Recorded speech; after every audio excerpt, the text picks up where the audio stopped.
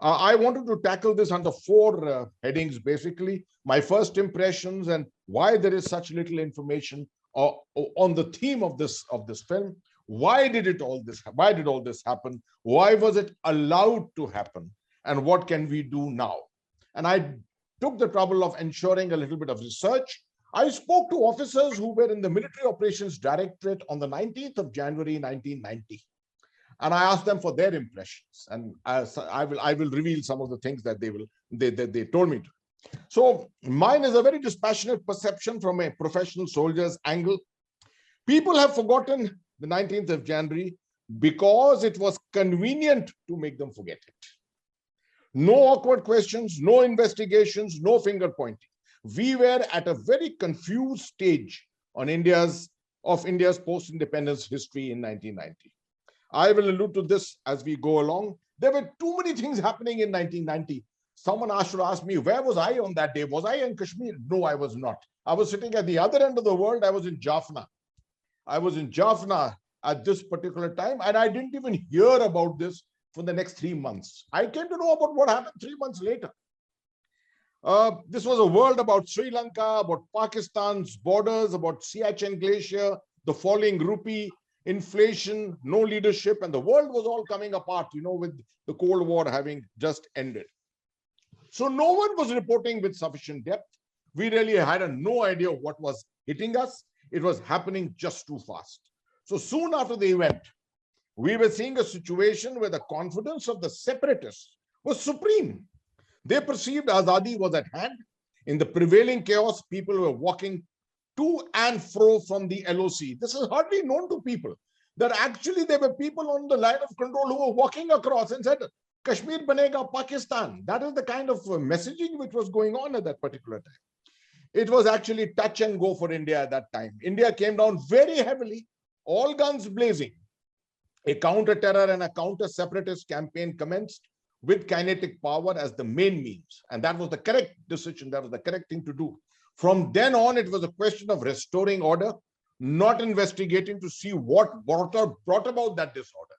It was inconvenient to start investigating into things to see why this disorder came. Everyone was in a hurry to try and restore that disorder to order. And it has taken us 25 years to restore that order, which is one of the major reasons why all this somehow escaped us. It's not for me to give answers on how many died and how many left the valley, etc. I am no investigator. That it happened is something I wish to authentically confirm. I want to tell you that it happened, because there are many people who think nothing like this happened ever. Even a couple of years later, the telltale signs of the events of 19th January 1990 were available in the moth-eaten derelict houses, all in a state of disrepair. Later, many of the Central Armed Police Forces organizations took over these houses. The saga of the Kashmiri Pandits was relegated to being just uncomfortable questions which no one had answers for. It is worth having a white paper on this entire period, worth having a white paper to see really what happened. One of the greatest weaknesses of our campaign in Jammu and Kashmir has been the lack of knowledge of the immediate past. No historical documents. Our soldiers do not even know where the conflict came from. They just go there, are posted there, they fight, they carry out their task and come away with no knowledge of the historicity of events there. I am one of those who went there repeatedly and kept investigating into this for my own intellectual capabilities. One of the great, people don't just, what you have to remember is that people don't just get up one day and leave their roots to go and live in some shanty camps 300 kilometers away. I mean, it makes no sense. Don't people know that there are 500,000 people sitting away from Kashmir, sitting away from their homes? It is known. But no one has ever cared to look into the depth of it as to why it has happened. They were made to leave through a campaign of fear instilled by atrocities, the very same atrocities which are seen in this film. They were afflicted, these atrocities were afflicted upon the Kashmiri Pandits by a segment of the people. But as always, it is the silent majority which gets tainted for not speaking up. And if they did speak, then not doing so loudly enough. Why did it happen? That's an important thing. I think my intervention is This is the more important aspect. It wasn't just local reasons or traditional antipathy. It was a brewing situation in which revisionist Islam was breaking its head to the surface. In Pakistan, Zia-ul Haq outlined the Zia doctrine. The Zia doctrine, which is not a public document, believed in some of the following things. Pakistan's inability to wreak retribution against India for the loss of 1971. The necessity to fight India differently, not by the conventional route. To exploit Jammu and Kashmir people's sentiments for secession from India, a mistaken notion which Pakistan always believed in, the people's dimension. They tried it in 1947, they tried it in 1965, and they were wanting to try it once again in 1990. To use ideology to foster greater Islamic connect and sentiment for Pakistan. Zia believed this was his trump card.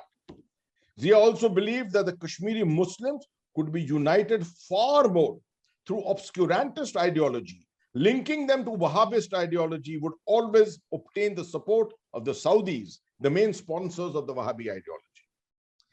A slow and steady campaign to Wahhabize Jammu and Kashmir's Muslim populace was necessary. But the trigger for the conflict initiation, and I always believe this is a very important part of conflict initiation. This would have to be a very big event, something which would leave India floundering and unable to respond to.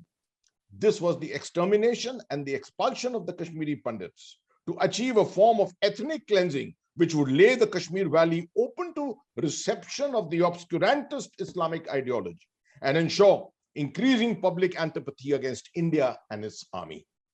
Pakistan did succeed in its intent, but could not take it to the end, to the conflict termination stage. The 19th January 1990 events were set up with this particular intent.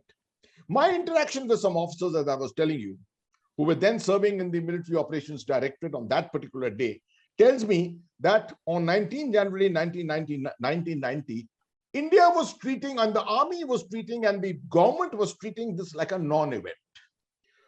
So somehow for them, it had no importance. No one accorded importance because all the focus was on the Punjab militancy. Let's see the events which were happening in India at that time. On the Punjab militancy, on the Siachen Glacier 2 years before that, 1987, Pakistan had made huge efforts to try and capture the Siachen Glacier. On Sri Lanka, where 100,000 troops were sitting there, including me, all the focus was here on exercise Zarb-e-Momin, which was taking place on the borders of Punjab at that particular time. One of the biggest exercises Pakistan has ever conducted, and it was supposed to be a response to exercise brass tacks, which we had conducted in 1987. When you see this in synthesis, you realize that the attention, how well this was timed, strategically. The attention of the nation, the attention of the government, the attention of the leadership, the attention of the army, everything was somewhere else. If a strategy to handle Jammu and Kashmir and counter Pakistan had ever evolved, we would have taken stock of the genocide. But that strategy somehow never evolved because we were fighting from moment to moment for the last so many years. So why was this allowed to happen? That's the question. Why was it allowed to happen? The all-encompassing reason for India being actually stumped by the course of events was the lack of understanding of the situation in our political, security, and bureaucratic community. That genocidal events could happen as a part of a larger strategy sponsored by an adversary could not perhaps occur to this community of people, including my community of people, the army. Strategic security consciousness was not something India could boast of. We were just emerging from the chaos of Operation Pawan in Sri Lanka, from exercise brass tacks, and that which had not gone too well. 19 January 1990 for Pakistan was actually a virtually declared conflict initiation event. It was made to be like that. It was against the conventional understanding of war because this was something quite different. The beginning of a hybrid war. I hope you know that this conflict was never a conventional conflict. This conflict was a hybrid conflict. It's easy to comment on it today. At that time in 1990, no one knew what hybrid conflict was. So I would only request you to type my name on YouTube and also along with my name, write down Kashmiri Samaj. And you will come across an 11-minute clip which I spoke about when I spoke at the Kashmiri Samaj in 2019 in Delhi. It will give you some of the major reasons Why India was so weak in 1989-90, I do not have the time to perhaps go into this in detail. But the issues I just want to highlight, one or two issues in this. Punjab was burning. Siachen was a priority at that particular time. The forces in the Kashmir Valley at that particular time. Today you have how many? 46 battalions of the Rashtra Rifles. You have 70 battalions of the CRPF. You have army, any number of battalions of the army. At that time, there was one single division, the Dagger Division, which I also commanded later, which was there in the valley. It was all deployed on the line of control, and it had 2 additional brigades. Somehow, the importance of this event was never highlighted within the security environment. They all thought this is a one-off event which is happening. And even the intelligence agencies perhaps could not fathom why it was happening. And that's why it was almost ignored. What have we done since then?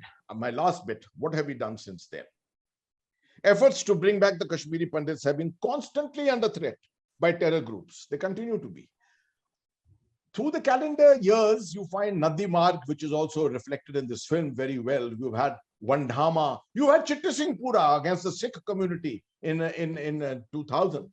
I was then in Avantipur at that time, controlling operations there. So very few people care to listen to their plight of the Kashmiri Pandits or do much more about the privations that they suffer. In my individual capacity, I can tell you one thing. I have been advising the Kashmiri Samaj and different Kashmiri Pandit organizations for the last 10 years from a strategic angle. And one of the things which I have always told them about is that they will not be able to return to Kashmir in a hurry. The situation in Kashmir will return to normal, but it will not be conducive to the security that we are looking for them. And I am the last one who wants to see encampments with Kashmiri Pandits located in them. What I have advised them is make sure that you retain your roots and you retain your culture. You'll be happy to know at least 2 major yatras, the Kongvatan Yatra and the Gangabal Yatra. 2 yatras were the ones which the Kashmiri Pandits did commence at my behest, and I was the one who made sure that the army supported them completely and continues to support them today. Also, the Sharda Yatra. I'm a member of the Sharda Committee, the Save Sharda Committee. And I can assure you, we are working very hard on this. We are in touch with Muzaffarabad University. The Supreme Court of Pakistan has even passed a direction, a judgment to say that the shrine needs to be restored, and work on that shrine, restoration of the shrine has also happened. There are pujas taking place every year at Tangdhar and at Keren, which are supported by the army. Each year I write to the army to make sure that these yatras and these pujas are supported. This is what is very important, and it must continue, because you cannot afford to allow the Kashmiri Pandit culture to die down.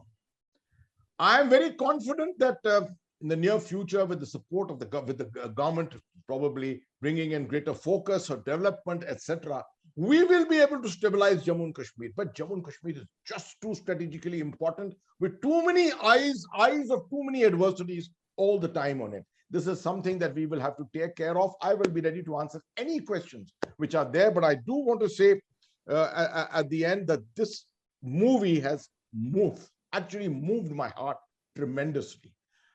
I only want to leave one message at the end. You know, it's very important to awaken conscience. It's so important to awaken conscience. At the same time, it's very important to send a message for the future. I would have been the happiest if I had seen in the film a message in the beginning and a message at the end. And that message I have drafted. This film is all about a tragic event in post-independence history of India, which needed to be told and remembered. Yet, we as filmmakers also convey that we pray that such an event never again occurs with any community or people in India in the future.